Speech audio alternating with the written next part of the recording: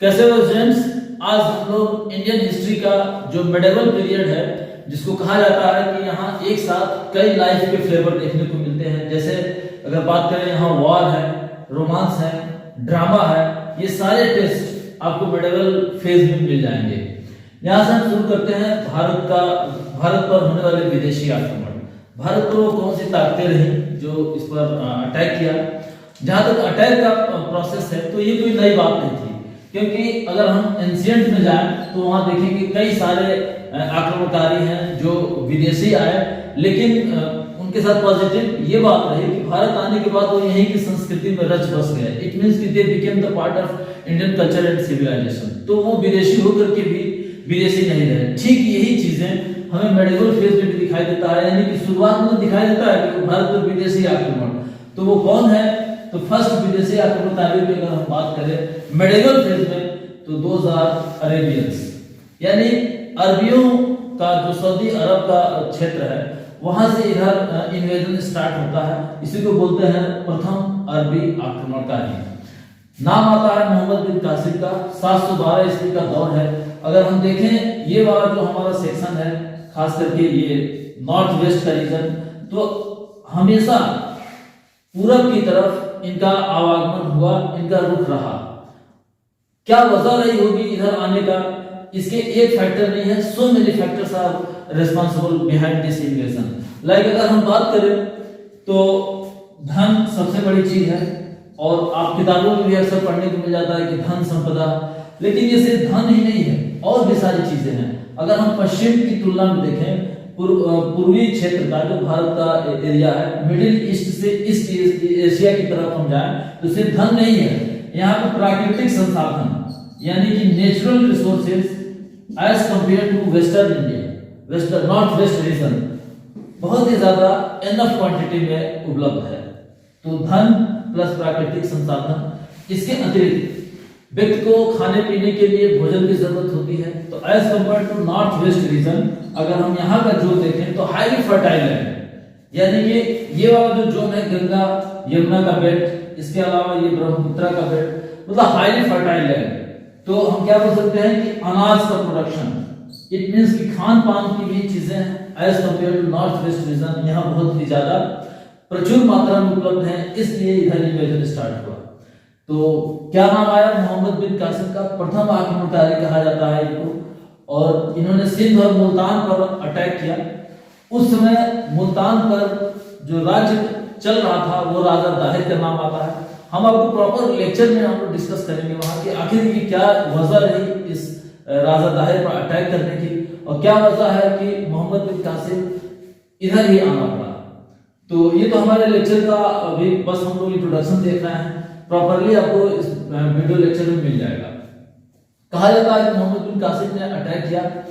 एक सीरीज चलती है, वो आप याद रखेंगे कि भारत पर होने वाले मेडिवल फेज में हम बात कर रहे हैं, या students always remember this point in medieval India, जिसको बोलते हैं मध्यकालीन भारत।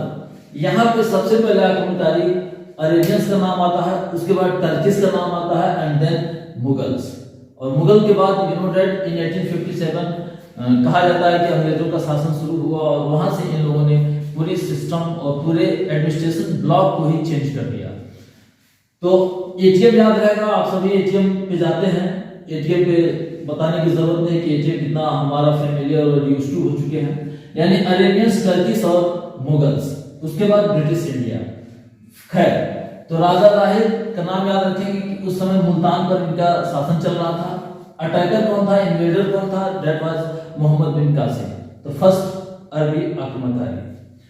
उसके बाद एक नया दौर आता है 986 एडी में। गजनी एक जगह है अफगानिस्तान में।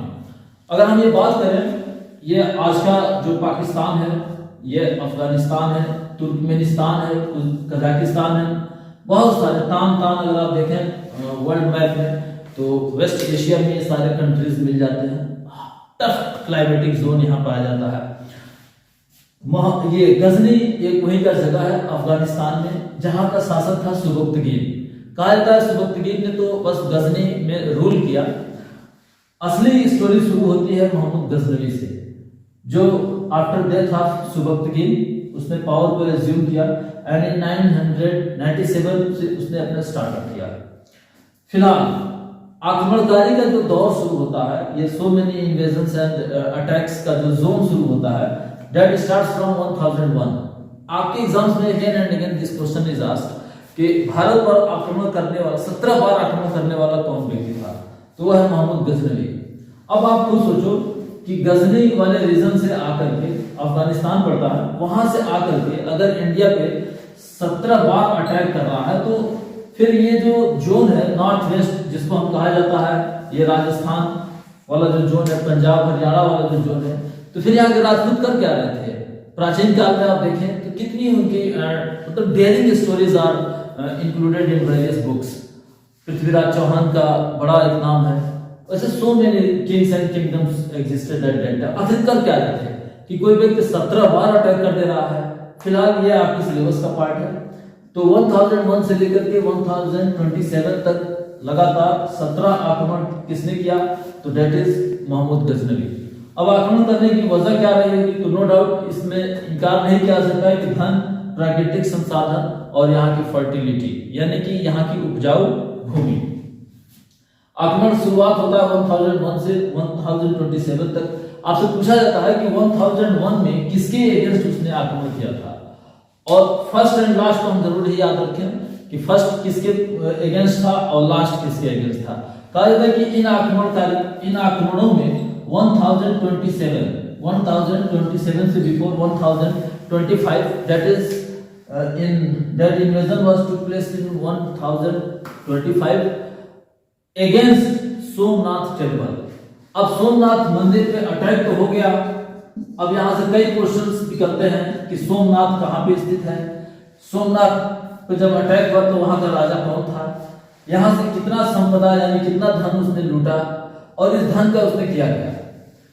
तो याद रखना स्टूडेंट्स, अरेबियंस और टर्किश के इन्वेजन में ये बड़ा मेजर डिफरेंस है कि इनका तो उद्देश्य यही रहा कि भाई ज्यादा से ज्यादा धन लूटिए, लेकिन इसने इस एम को बदल दिया। ये धन के साथ साथ यहाँ पे धर्म का प्रसार भी रहा, और ये इन दोनों को पूरा करने के लिए उसने यहाँ पे एक इस्लामिक राज्य स्थापित करने का स्ट्रक्चर तैयार किया। यही योगदान है मोहम्मद गजनवी का। हालांकि वो जीवित रहते हुए इन चीजों को देख नहीं सका, क्योंकि जो हमारी स्टोरी शुरू होती है 1206 एडी में, जिसको हम बोलते हैं दिल्ली सल्तनत की स्थापना। कुतुबुद्दीन ऐबक, दिल्ली सल्तनत टर्किश, और वहीं से इस्लामिक राज्य का इंडिया में फाउंडेशन रखा जाता है। तो याद रहेगा कि 1025 में अगेंस्ट सोमनाथ, ये सोमनाथ गुजरात राज्य पड़ता है। यहीं पे एक जगह है कच्छ, यहाँ पे कच्छ है, और ये वाला जो जोन है खंभात बोलते हैं इसको, कच्छ एंड खंभात। तो कच्छ में ही, कच्छ रीजन में सोमनाथ टेम्पल है। ये पूछा जाता है कि ये मंदिर किस देवता का है, तो ये मंदिर शिव का है, भगवान शंकर को कहा जाता है, शिव का मंदिर था। और कहा जाता है कि यहाँ पे बहुत ज्यादा प्रचुर ही नहीं बल्कि एक्सेस अमाउंट का यहाँ पे वैल्यूएबल गुड्स रखे हुए थे, यानी सोना, चांदी, हीरा, बहुत सारी चीजें रखी हुई थी। तो कहा जाता है कि यहाँ पे प्लंडरिंग हुई, और इस प्लंडरिंग का उसने उपयोग किया यहाँ पे अपने सेंट्रल एशिया में राज्य को मजबूत करने के साथ साथ भारत में भी किस तरीके की उसकी संरचना तैयार की जाए। तो आपसे क्वेश्चन पूछा गया है, और मेरा ख्याल है कि यही से आप समझ गए होंगे कि भारत में इस्लामिक राज्य को स्थापित करने की संरचना किसने रखी, तो वो मोहम्मद गजनवी ही है।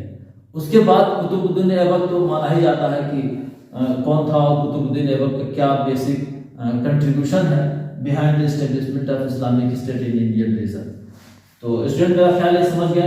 तीसरा क्वेश्चन इसमें पूछा था कि क्यों अटैक किया था, तो धर्म तो ठीक है, लेकिन धर्म कहा था कि धार्मिक उसके उद्देश्य पूरा हो रहा था कि इधर से हम अटैक करके और इस्लाम धर्म का भी प्रचार प्रसार करेंगे। बिल्कुल होना ही होना है, क्योंकि जब व्यक्ति एक स्थान से दूसरे प्लेस की तरफ जाता है तो अकेले नहीं जाता है, वो अपने साथ साथ कल्चर को भी लेकर के जाता है, अपने सिविलाइजेशन को लेकर के जाता है, और ये कल्चर और सिविलाइजेशन ही व्यक्ति के जो माइग्रेशन है उसमें कहीं ना कहीं उसके कार्य व्यवहार और चरित्र में दिख जाता है।